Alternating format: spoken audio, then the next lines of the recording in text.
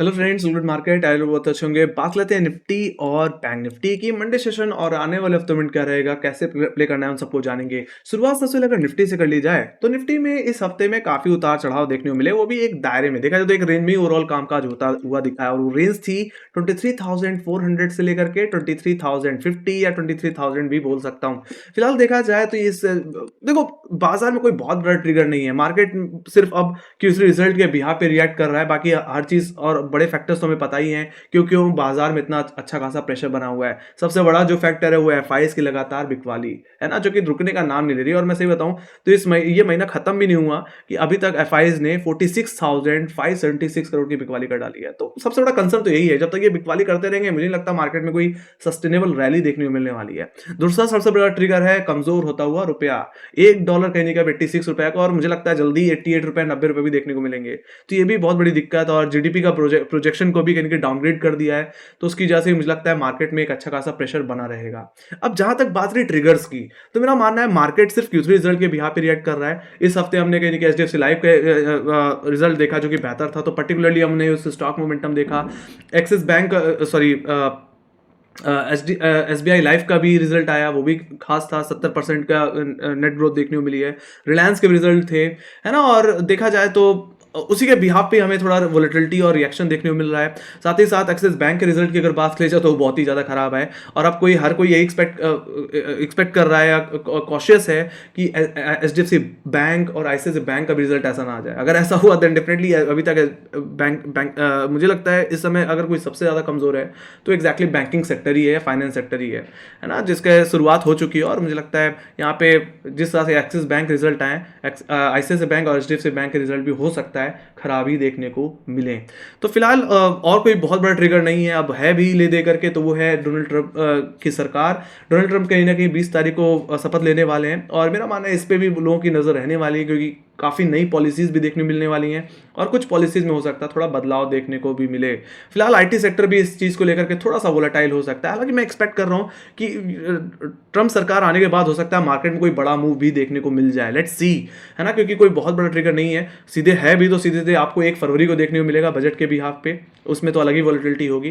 But मुझे लगता है ट्रंप सरकार आने पे थोड़ा सा यहाँ पे रिएक्शन तो देखने को मिलेगा, है ना। और H1B जो वीज़ा है उसको लेकर के हो सकता है थोड़ी कुछ बातें होती हुई दिखें, थोड़े पॉलिसीज में चेंजेस भी होते हुए दिख जाएं।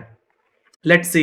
बाकी जहां तक बात रही रिजल्ट की, तो डेफिनेटली विप्रो का रिजल्ट आता हुआ दिखा और टेक महिंद्रा का भी रिजल्ट आता हुआ दिखा। हालांकि टेक महिंद्रा का रिजल्ट उतना खास खुश नहीं कर पाया, बट विप्रो का रिजल्ट काफी ज्यादा बेहतर है। 4% एडीआर कहीं ना कहीं ऊपर देखने को मिल रहा था।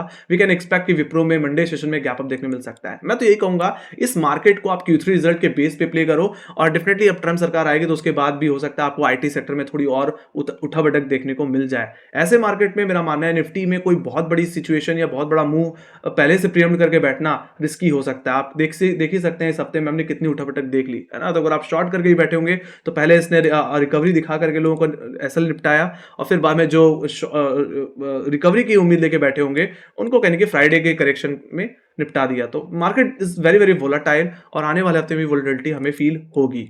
ऑलराइट, तो ये बात हुई गाइस निफ्टी और ओवरऑल मैक्रो इकोनॉमिक सिचुएशंस की। अब सीधे सीधे बात करेंगे निफ्टी के लेवल्स की।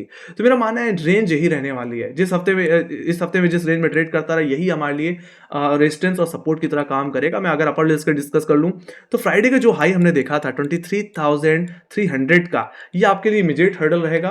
वहीं पे सेकंड हर्डल जो रहने वाला है वो रहने वाला है 23,390 बोल लूं या 23,400 का लेवल बोल लूं, या आपके लिए वीकली रेजिस्टेंस जोन की तरह काम करेगा। एक तरह से बोलूं तो ये 23,300 23,400 रुपए का जोन आपके लिए सेल जोन की तरह काम कर सकता है।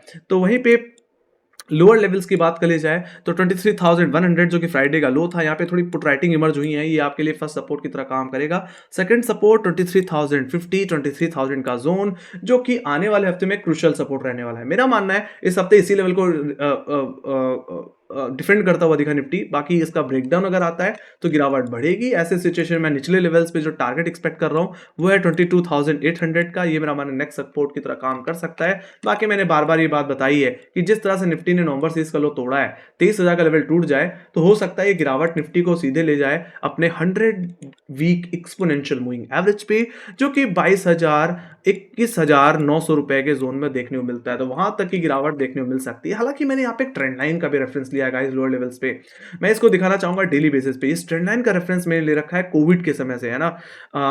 आई think I need to go to weekly basis, weekly time frame.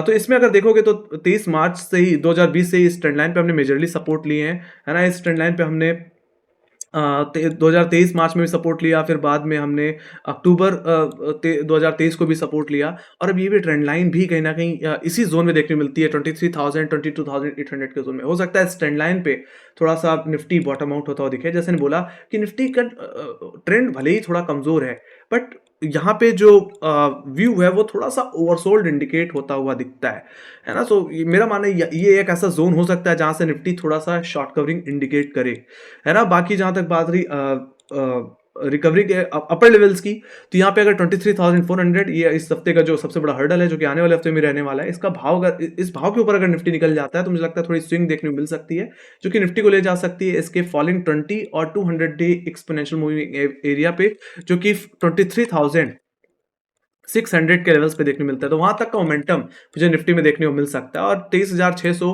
Definitely 20 day में है, तो ये हमारी फर्स्ट टाइम में तो हर्डल की तरह काम कर सकता है। इस ट्रेंड लाइन का जो रेफरेंस मैंने ले रखा है गाइस, इसको मैंने मार्क किया है 13 दिसंबर के हाई से। इस ट्रेंड लाइन पे हमने कहने की 2 जनवरी को भी रेजिस्टेंस लिया था और करेक्शन दिया था, तो मेरा मानना है वहां तक की स्विंग आप प्ले करिए। बाकी एक तरह से आप ध्यान से देखें तो यहाँ पे डबल बॉटम जैसे सिचुएशन भी है ना। ये डबल बॉटम तो तब बन जाएगा जब नकलाइन 23,400 रुपए का ब्रेकआउट देखने को मिलेगा, है ना। तो उस सेंस में आप 23,600 रुपए तक हम प्ले कर सकते हैं। बाकी मेरा मानना है निफ्टी में अगर कोई बहुत बड़ा मूव आना है तो निफ्टी को ओवरऑल अपने 200 और 20 डेमा के ऊपर ही निकलना पड़ेगा। मतलब सीधे बोलूं तो 23,600 650 रुपए का जोन निकालना पड़ेगा डेली बेसिस में, ट्रेंड लाइन का ब्रेकआउट देना पड़ेगा, और ऐसा हो जाता है तो मे भी निफ्टी फिर दोबारा आपको 24,000 के शकल दिखा दे, या जो दिसंबर सीरीज का हाई था 24,223 वहां तक के मूव आपको देखने को मिल जाए। तो वो लेवल्स 23,600 रुपए के ऊपर ही एक्सपेक्टेड है। मेरा मानना है जब तक निफ्टी 20 डेमा के नीचे है, मतलब 23,600 रुपए के नीचे है, तब तक उछाल पे बिकवाली करते रहना चाहिए। जहां पे भी आपकी ये शॉर्ट कवरिंग फेल हो वहीं से बेच देना चाहिए, है ना। जैसे ने बोला कि मार्केट पास कोई बहुत बड़े ट्रिगर्स नहीं है ना। Q3 के रिजल्ट के बेस पे इस समय मार्केट में वोलेटिलिटी बनी हुई है ना। बाकी निचले स्तर के लेवल्स तो मैंने आपको बता ही दिए हैं। तो मेरा व्यू अभी भी बेरिश ही है, उछाल पे बेचिए और कुछ भी नहीं, है ना। और जब तक FIs लगातार या नेट बाई साइड पे नहीं आ जाते, खरीदारी साइड पे नहीं आ जाते, तब तक मेरा मानना है कोई भी रिकवरी या कोई भी शॉर्ट कवरिंग कहीं उतनी सस्टेनेबल नहीं लगती। हाई लेवल से दोबारा सेलिंग प्रेशर दोबारा देखने को मिल सकता है, दैट्स द थिंग। ऑलराइट, तो ये बात हुई निफ्टी की। Let me go to guys bank Nifty की अगर बात कर ली जाए, सो बैंक निफ्टी का भी व्यू कुछ ऐसा ही है। बैंक निफ्टी अपने हाई से एक तरह से लोअर लो लोअर हाइस के फॉर्मेशन में चल रहा है। ट्रेंड अभी भी बहुत कमजोर है, और ले देकर के बैंक निफ्टी इस समय अपने 48,300 के जोन पे सपोर्ट लेने की कोशिश कर रहा है। बट मैंने जैसे बताया कि एक्सिस बैंक का जिस तरह से रिजल्ट आया है, आईसीआईसीआई बैंक और HDFC बैंक का रिजल्ट भी हो सकता है थोड़ा खराब ही देखने को मिले। ऑलराइट, और उसके चलते बैंक निफ्टी हो सकता है इस हफ्ते के लोस को भी तोड़ दे और गिरावट कहीं ना कहीं बढ़ करके इसको ले जाए कहीं ना कहीं इसके 100 वीक एक्सपोनेंशियल मूविंग एवरेज पे, जो कि आपको देखने को मिलता है 47,300 के लेवल्स, है ना। वो लेवल्स आते हुए दिख सकते हैं। बाकी वो भी टूटा तो मैंने ऑलरेडी बताया हुआ है कि बैंक निफ्टी 46,500 की तरफ भी हो सकता है जाता हुआ दिख जाए, है ना। तो ये सिचुएशन है फिलहाल अभी बाजार की, है ना। बहुत ज्यादा कमजोर है फिलहाल बैंक निफ्टी। तो यहाँ पे सीधे से बात करूंगा मंडे सेशन की रेंज की, तो मैं जो रेंज देख पा रहा हूँ गाइस वो 49,000 से लेकर के 48,300 देख रहा हूँ, जो कि फ्राइडे के ओवरऑल हाई और लो ही थे। जिसके में हाई लेवल्स को डिस्कस कर ले तो 49,038 का लेवल फ्राइडे का हाई, एंड डेफिनेटली एक अच्छा खासा कॉलेक्टर का लेवल है, तो आपके लिए फर्स्ट टाइम में ये हर्डल की तरह काम करेगा।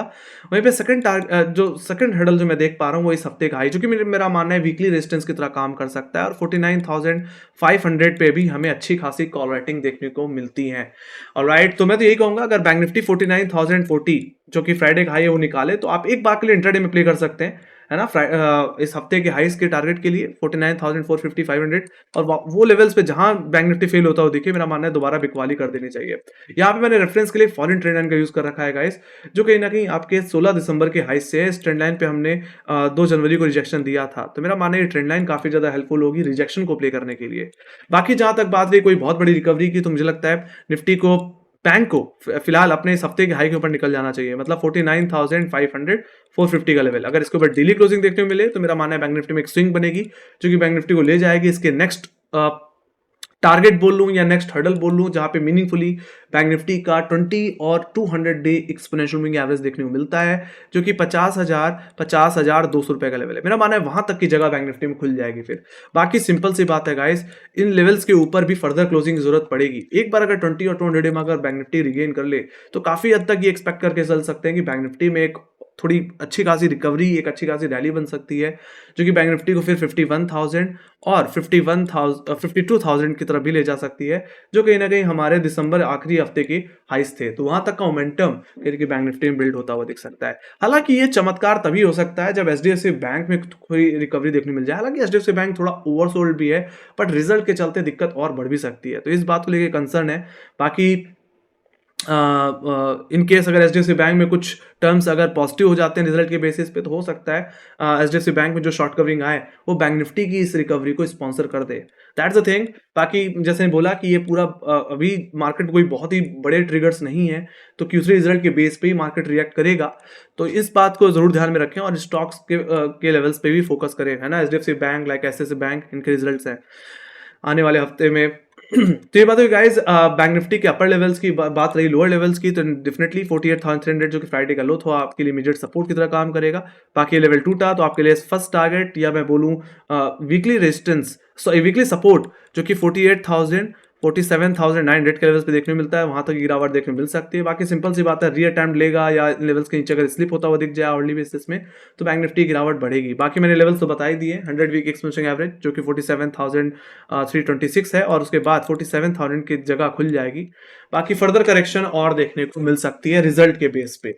ऑलराइट, तो ये बात होगी गाइस निफ्टी और बैंक निफ्टी के लेवल्स की, कहां पे रेजिस्टेंस है, कहां पे सपोर्ट है, क्या टारगेट हो सकते हैं लेवल्स के टूटने पे, वो भी मैंने शेयर कर दिए हैं। बाकी एट द एंड वही बात है कि आपको कहीं ना कहीं ये मैं तो कहूंगा रिजल्ट के बेसिस पे प्ले करिए। Q3 रिजल्ट जिन स्टॉक्स के आ रहे हैं उनके उस पर आपको काफी अच्छा मूव मिल सकता है इंटरडे बेसिस में प्ले करने के लिए ओवरऑल, है ना। बाकी मुझे लगता है ये Q3 रिजल्ट्स इंडेक्स में थोड़ी वोलेटिलिटी पैदा करेंगे और कुछ भी नहीं।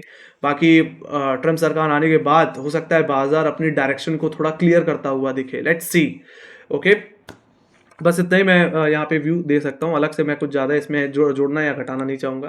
तो अगर आपको मेरी एनालिसिस पसंद आई हो तो make sure guys like share subscribe जरूर बता दो। अगर आपके कोई क्वेश्चन है या कोई फीडबैक है या कोई सजेशन है तो कमेंट सेक्शन में लिख के जरूर बताइए।